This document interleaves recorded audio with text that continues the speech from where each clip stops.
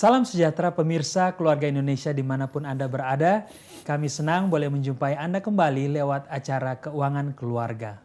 Pada episode yang lalu kita sudah belajar tentang bagaimana menghayati bahwa God owns the money. Allah yang punya uang itu dengan cara positive affirmation atau memberikan pernyataan positif atau berbicara kepada diri sendiri bagaimana Allah itu yang mempunyai segala sesuatu.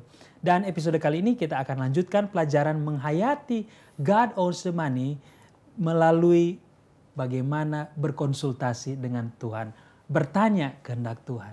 Dan untuk membahas topik yang menarik ini sudah hadir bersama saya di studio seorang hamba Tuhan, seorang eksekutif di bidang perbankan dan keuangan selama 40 tahun dan juga seorang evangelis yang aktif memberitakan kabar tentang firman Tuhan di seluruh Indonesia, yaitu kami sapa saja langsung, yaitu Bapak Evangelis Max Makahinda MBA. Shalom Pak Max. Shalom. Senang jumpa lagi. Senang kita bisa jumpa lagi bersama dengan pemirsa. Dan seperti episode yang lalu kita belajar tentang bagaimana menghayati pemahaman bahwa Allah yang memiliki uang.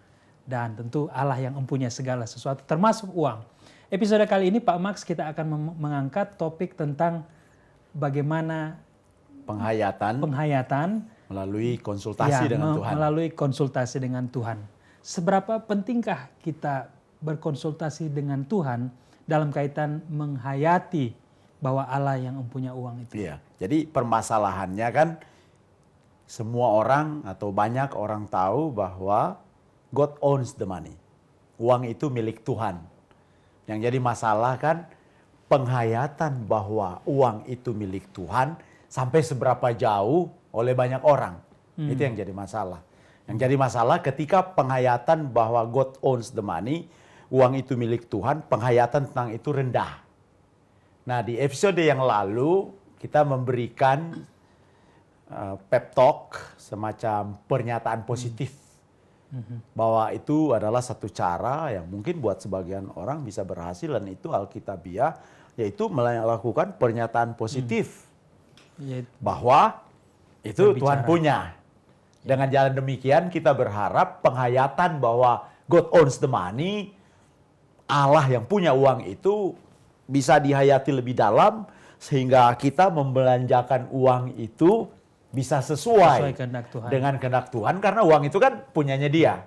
Nah, kali ini yang kita mau ketengahkan adalah cara lagi tambahan untuk sebagai alat bisa menghayati bahwa Tuhan yang punya ini. Dan yang kedua adalah bertanya kepada Tuhan, konsultasi dengan Tuhan setiap kali kita melakukan pembelanjaan uang yang besar. Kayak contohnya mau beli rumah, itu kan besar itu. Itu kan keputusan keuangan yang besar. Mau beli mobil. Itu keputusan keuangan yang besar. Mau menikahkan anak umpamanya. Itu kan perbelanjaan besar. Apa mau menikahkan anak di satu kota saja atau di 2 kota besar, tambah di Amerika umpamanya. Kita mau nikahkan di 2 kota besar di Indonesia, plus tambah lagi 1 di Amerika, di mancanegara, atau di Singapura. Itu kita mesti konsultasi dengan Tuhan, tujuannya supaya penghayatan kita bahwa ini Tuhan punya, itu makin meresap ke kita punya sanubari. Jadi tujuan dari exercise ini, tanya-tanya Tuhan, itu semacam mengakui bahwa uang itu Tuhan punya. Jadi lama-lama kita sadar dan makin merasuk ke kita punya jiwa sanubari bahwa itu Tuhan punya. Hasilnya kan nanti waktu kita membelanjakan uang itu akan sesuai dengan kehendak Tuhan. Jadi balik ke contoh tadi. Kalau sudah tanya Tuhan dan Tuhan bilang, bolehlah anakmu nikah di 3 kota besar umpamanya. Ya go ahead. Tapi saya ragu tuh. Kalau Tuhan mau kehendaki kita, nah itu kan is a waste of money ya. Masih mendingan kita kasih kepada orang yang the needies gitu, orang yang susah. Buat apa sih gitu-gitu? Konglomerat aja nggak nikahin anaknya sampai di 3-5 kota. 1 kota aja apa? Cukup. Konglomerat kan duitnya, aduh Udah nggak ada tempatnya tuh, triliun begitu. Menurut saya sih, orang kan lain-lain ya. Ya, tapi yang saya mau tekankan di sini yang penting adalah kita tuh latihan. Kan pelaku firman. Kita latihan. Tujuan latihannya supaya kita lebih bisa menghayati sedalam-dalamnya. Bahwa itu Tuhan punya. Dan ini perjuangan sampai kita mati loh. Saya nggak bisa bilang, you sama saya lebih dalam. Belum tentu. Mungkin you lebih muda, you lebih dalam. I also don't know. Nggak berarti bahwa saya lebih tua tuh. Penghayatan saya bisa lebih dalam. Belum tentu. Jadi tujuan dari episode kali ini, sesi kali ini, penghayatan melalui konsultasi dengan Tuhan, kita bertanya kepada Tuhan. Jadi kita konsultasi dengan Tuhan. Karena kan ini Tuhan punya. Coba yuk baca di Hakim Yosua 9 ayat 14. Yosua 9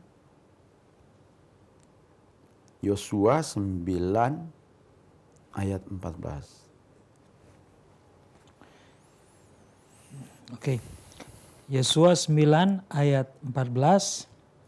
Lalu orang-orang Israel mengambil bekal orang-orang itu, tetapi tidak meminta keputusan Tuhan. Nah, ini cerita mengenai di zaman Yosua, di mana ada penyusup-penyusup yang mengatakan kepada orang Israel yang pada waktu itu memerlukan bekal ini, bahwa mereka tuh datangnya dari jauh. Padahal mereka tinggalnya di situ-situ. Mereka takut diapa-apain sama orang Israel.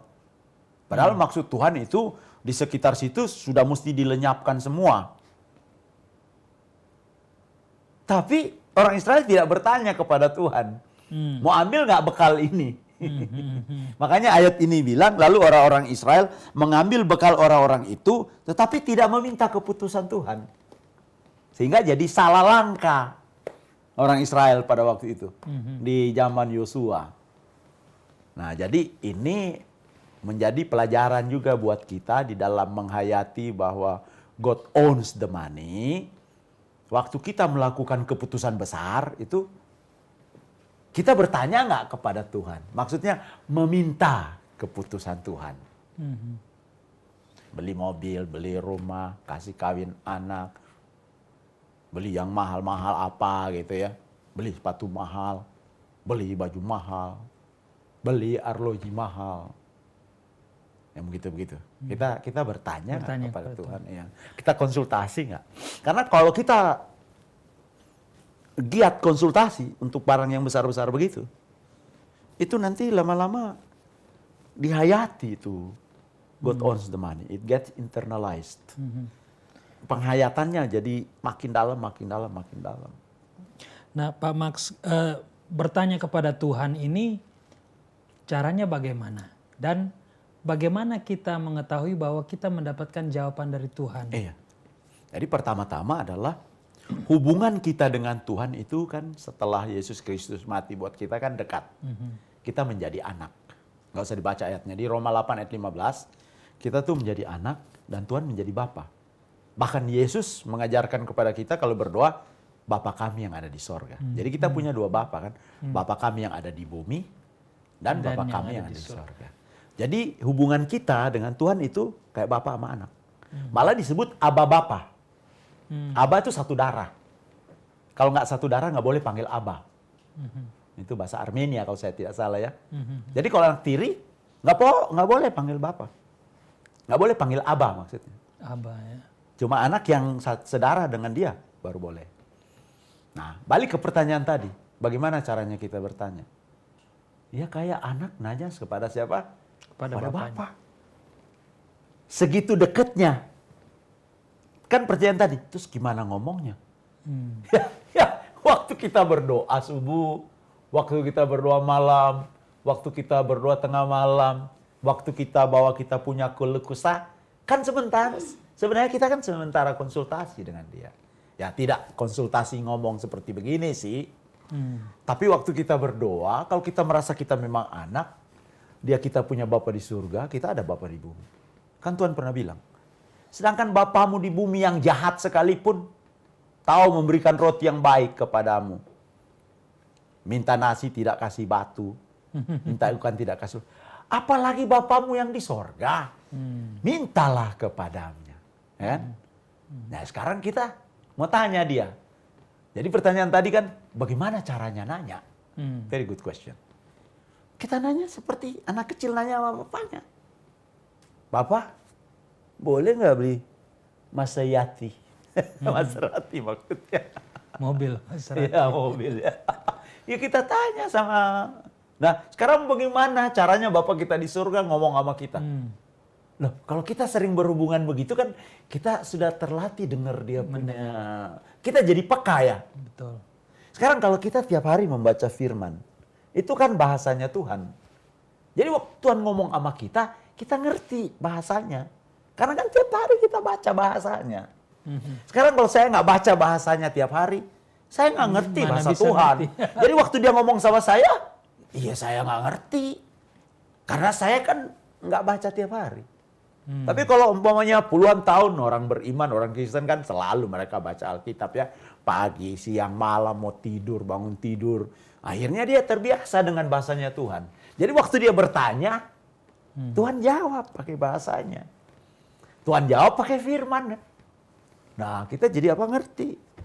Jangan kita tanya sama Tuhan, ambil Alkitab, buka sembarangan. Pokoknya jawabnya, pak! Langsung begitu kebuka langsung taruh tangan di sini. Ini jawabnya, baca. Saya kira itu kayak orang main judi ya, model-model begitu ya. Masa pakai sistem begitu, buka tiba-tiba, entah di halaman berapa, terus langsung, Tunjuk. terus langsung baca. Oh ini jawabannya. Saya rasa it doesn't work that way ya. Gambling ya. Ya itu gambling. Jadi balik ke pertanyaan tadi, kita memang tanya, kita bisa beli nggak mobil ini? Nanti Tuhan akan kasih jawaban di hati kita, pasti bilang, enggak, jangan. Kita beli nggak rumah ini? Enggak, jangan. Kita mau ngutang boleh nggak segini? Enggak, jangan. Pasti dia kasih. Kan kita ada komunikasi. Dan saya bisa simpulkan dari poin yang bagus tadi, berbicara konsultasi dengan Tuhan itu juga sebelumnya harus ada hubungan yang erat Ya. di antara kita dengan Tuhan. Dengan demikian kita menjadi peka terhadap kehendaknya. Betul. Nah, kadang-kadang orang mengharapkan untuk terima jawaban dari Tuhan, tapi tidak peka, atau dia memutuskan untuk tidak merasa bahwa jawaban Tuhan itu final. Artinya dia tidak mau peka. Dia memutuskan bahwa jawaban apapun yang dia rasa benar itu yang dia jalankan. Nah, jadi apakah hal ini juga keadaan yang normal atau sesuatu yang harus diperbaiki? Artinya dia sudah bertanya kepada Tuhan, tapi toh dia mengikuti apa yang dia rasa benar menurut dia. Jadi sebenarnya dia apa maksudnya dia bertanya gitu. Sedangkan nanti dia mengharapkan jawabannya itu seperti yang menurut dia kan. Menurut dia. Jadi itu sama dengan tidak berkonsultasi mungkin ya. Tidak berkonsultasi, akhirnya itu hanya jadi basa-basi. Nah itu dia. Ini jadi basa-basi. Jadi kalau dihubungkan dengan keuangan, penghayatannya itu masih belum dalam. Tapi enggak apa-apa, dia terus berlatih, terus bertanya. Nanti lama-lama dia sadar loh, kok saya habis bertanya, tapi kok nggak nungguin jawaban, saya jalanin, saya punya mau, kan begitu? Ya. Atau malah mendahului. Malah mendahului. Sebelum dapat jawaban, sudah mendahului. Instead of bertanya. Nah sekarang kalau tadi balik ke kata, dia kurang peka. Dia kurang peka. Nah, ini pergumulan orang Kristen selama hayat di kandung badan. Kalau hubungan kita dengan Tuhan dekat kan kita peka. Betul. Nah ini pergumulan kita dan ini pergumulan iman. Dan inilah pergumulan sampai kita masuk ke liang lahat. Dan masing-masing punya pergumulan sendiri. Tidak ada satu orang lebih superior dari orang yang lain, lebih hebat dari orang yang lain. Hanya Tuhan Yesus yang hebat. Tinggal masing-masing menggumuli imannya sendiri, bertumbuh dengan imannya melalui imannya kepada Yesus Kristus. Nah balik lagi ke tadi, dia kurang peka. Hubungan kurang dekat. Kurang dekat. Sehingga dia kurang peka untuk dengar. Atau kalau dalam bahasa tadi, kurang mengerti bahasa Tuhan. Nah, bahasa Tuhan itu kan Alkitab. Sekarang gue lihat tiap hari di situ, dia lama-lama mengerti bahasa Tuhan. Waktu Tuhan ngomong, dia ngerti. Dan ngerti itu peka. Kalau kita katakan kurang peka, berarti dia kurang ngerti. Iya. Begitu. Saya pernah mendengar Pak Max bahwa Tuhan berbicara kepada kita dengan banyak cara. Ya. Jadi kadang melalui pikiran kita, Ya. conscience, Ya. conscience kita kadang melalui orang lain, Ya. orang memberikan nasihat kepada kita. Ya. Bisa juga mungkin seperti itu Bisa ya. seperti Petrus kan? Ya. Tuhan seperti berbicara tidak langsung kepada Petrus dalam one incident. Kan Tuhan utus itu utusan dari orang kafir kan? Betul. Yang Tuhan utus untuk panggil ke sana. Tapi Tuhan semalam berbicara kepada Petrus melalui yang dia melihat mimpi itu kan. Baru orang itu datang tuh, di mana Petrus menolak orang kafir. Sekarang Tuhan sudah menghalalkan orang kafir, artinya Petrus bisa pergi ke sana. Jadi bisa berbagai cara. Tuhan berbicara kepada kita.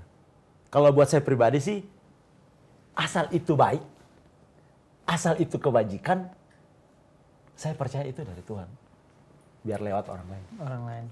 Mungkin satu lagi bisa ditambahkan, kalau itu memuliakan nama Tuhan. Amin. Apa yang baik, apa yang benar, apa yang indah, apa yang memuliakan nama Tuhan, apa dia bilang, pikirkan. Pikirkanlah semuanya itu. itu. Jadi kita mengharap lewat latihan konsultasi dengan Tuhan, bertanya dengan Tuhan, kita semakin menghayati bahwa God owns the money. God owns the money. Uang itu Tuhan punya. Jadi kalau kita konsultasi, Tuhan saya mau beli ini, kayak konsultasi begitulah ya. Itu memang pengakuan kok. It's a confession bahwa Tuhan punya, kan kita konsultasi, minta izin, bertanya. Kalau contoh tadi kan mereka tidak meminta keputusan Tuhan. Kalau yang namanya bertanya, yang namanya konsultasi kan meminta, kalau bahasa Alkitab, keputusan Tuhan. Keputusan Tuhan. Boleh nggak ini? Mau beli tanah yang di situ? Besar nih harganya. Boleh nggak ini? Gitu. Karena Tuhan punya. Jadi makin get internalized, makin dihayati bahwa God owns the money. Pertama, yang sesi lalu lewat pernyataan positif. Yang sesi ini lewat bertanya kepada Tuhan. Bertanya. Konsultasi dengan Tuhan. Saya agak ekstrim sedikit mempraktekkan ini. Waktu saya di satu bandara di Palembang kalau saya nggak salah ya. Pekanbaru ya. Itu saya udah capek. Bikin ceramah. Hampir 3 hari itu berdiri terus. Udah lelah saya. Saya tiba di bandara kepagian. Masih lama baru pesawatnya terbang. Jadi kita ada waktu beberapa jam di bandara sesudah check-in. Ini udah pegal sekali. Saya lihat ada refleksi. Saya pikir saya mau refleksi aja. Saya mau praktekkan ini konsultasi dengan Tuhan. Mau praktekkan nih. Khusus untuk refleksi. Bukan beli mobil, bukan beli rumah, tapi refleksi. Kenapa saya bilang saya mau praktekkan refleksi? Soalnya di situ 1 jam 150.000.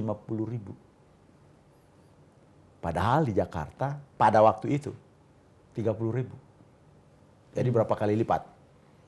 5 kali lipat kan? Uang 150.000-nya sih nggak gitu besar. Tapi 5 kali lipatnya ini. Jadi saya berdoa dalam hati. Tuhan, saya mau pakai nih 2 jam. Tapi harganya 5 kali lipat. Boleh nggak nih? Soalnya udah pegel betis. Terus saya tunggu jawaban. Kan di hati kecil kita ada. Boleh nggak? Berasa gitu. Nggak ada jawaban. Berarti nggak boleh. Saya balik ke tim saya, mereka tanya, Om, nggak jadi refleksi? Nggak jadi. Nggak dapat dana. Jadi nggak jadi saya refleksi. Ya, you mungkin bisa bilang saya ekstrim, terserah lah. Saya lagi praktek tentang bertanya kepada Tuhan.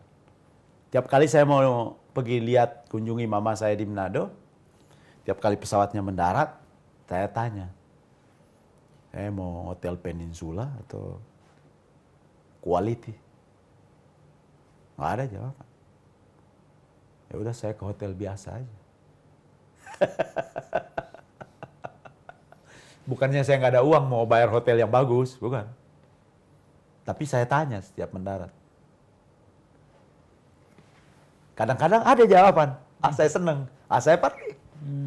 Ya mungkin dia bisa bilang, itu you punya kata hati ya. Kalau saya sih percaya, kalau abis saya berdoa bertanya begitu, terus kata hati seperti itu, saya sih percaya aja itu dari dia. Itu jawaban Tuhan. Iya, jawaban dia. Saya sih percaya. Saya mau praktekkan gitu. Yang apa? Kan banyak tuh di Alkitab. Orang-orang umat-umatnya sebelum bikin apa? Bertanya kepada Tuhan. Minta keputusan Tuhan. Apa salahnya juga kita melakukan hal yang sama. Dan kebetulan dalam episode ini adalah satu alat untuk memperdalam penghayatan God owns the money. Penghayatan bahwa Tuhan yang punya uang itu. Ini salah satu cara. Di episode lalu kan salah satu cara adalah pernyataan positif, positive affirmation. Ini cara berikut. Oke, baik Pak Max. Kita sudah tahu sekarang bahwa konsultasi dengan Tuhan adalah salah satu tool atau cara kita menghayati. Nah, ada enggak kira-kira manfaat lain yang kita dapati dari kebiasaan bertanya kepada Tuhan? Banyak sekali saya rasa ya. Kita kalau di istilah perbankan tuh menjadi prudent. Apa sih bahasa Indonesia ya prudent? Prudent itu in spending. Maksudnya jadi lebih berhati-hati di dalam pembelanjaan uang. Karena kan you bikin a habit, you bikin kebiasaan yang selalu apa? Konsultasi. Maksud saya major financial decision ya. Maksud saya keputusan-keputusan keuangan yang cukup besar. Kalau beli kangkung atau brokoli kita kan nggak perlu tanya Tuhan, itu kan sudah apa hari-hari ya. Nah itu keuntungannya adalah kita nanti menjadi prudent, kita menjadi hati-hati, kita menjadi bijaksana di dalam melakukan gerakan besar di dalam keuangan kita. Contoh umpamanya, you lagi mau embark untuk pinjam uang 10 miliar. Itu kan bertanya, boleh nggak? You mau beli rumah yang harga 15 miliar umpamanya. Ya itu kan bertanya, boleh nggak? Gitu. Jadi lebih prudent. Dan kalau you tahu ini Tuhan punya kehendak, ya you jalanin. Apapun yang terjadi, kehendak Tuhan. Jadi ada keuntungan yang lain. Dan keuntungan yang berikut adalah you punya hubungan dengan Tuhan tuh deket. Kalau mau spend yang gede, nanya. Kan berarti mesti berhubungan dong. Bukan cuma doa makan aja. Saya senang dengan keuntungan yang barusan Pak Max sampaikan. Hubungan dengan Tuhan itu jadi semakin dekat. baik. Semakin dekat. Kalau semakin baik itu sudah pasti ada damai. Amin.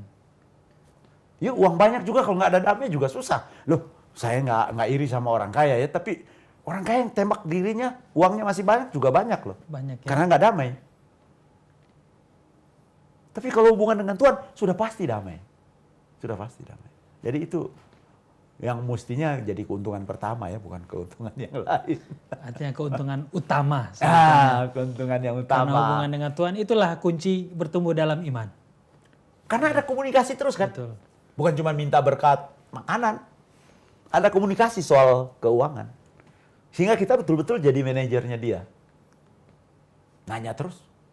Kan nanya atasan. Iya. Dalam pengalaman Pak Max sendiri seberapa sering pengalaman bertanya kepada Tuhan?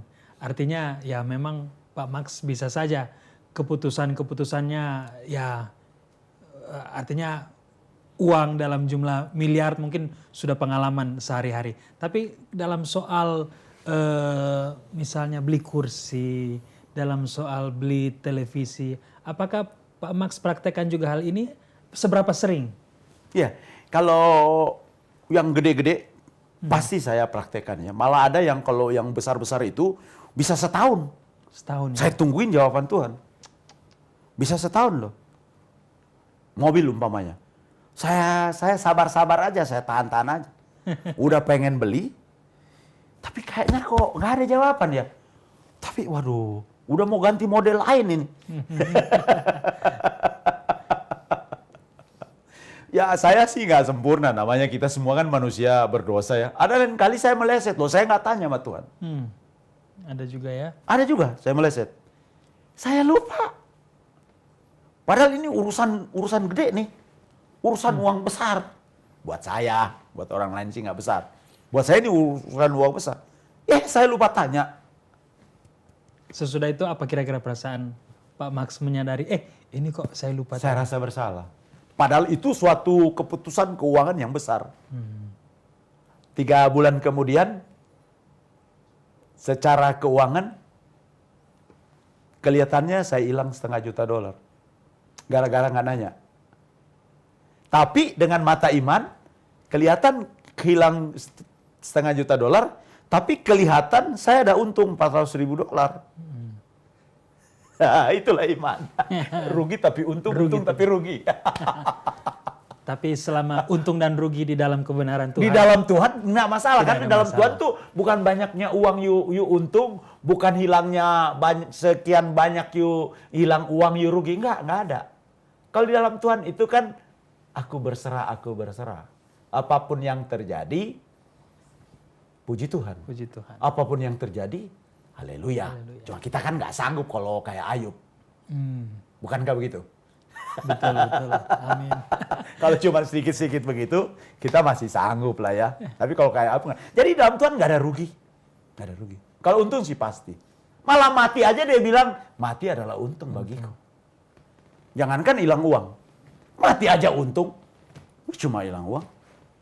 Amin. Amin. Haleluya. Baik, terima kasih banyak Pak Praise Max the Lord. atas pelajaran yang sangat indah dan juga kesaksian yang tentu menjadi berkat bagi kita semua dan Amin. pemirsa yang menyaksikan acara ini. Baik, pemirsa yang dikasih Tuhan, demikianlah pelajaran pada episode kali ini. Jangan lupa di dalam membuat keputusan finansial, berkonsultasi dengan Tuhan adalah salah satu cara kita menghayati bahwa benar-benar Tuhan yang memiliki uang kita. Sampai jumpa pada acara-acara selanjutnya, dan sebelum kita akhiri tentu kita akan berdoa, mendoakan pemirsa dan kita semua. Pak Max, silakan. Bapa di surga, terima kasih karena Yesus Kristus yang telah mati bagi kami. Bapa di surga, terima kasih karena pada hari ini Engkau telah mengajar kami untuk selalu bertanya kepadamu tentang keuangan, untuk selalu berkonsultasi kepadamu tentang keuangan. Terima kasih Engkau telah memberkati kami semua, seluruh pemirsa yang mendengarkan firman ini. Terima kasih Bapa, di dalam nama Yesus Tuhan dan Juru Selamat kami.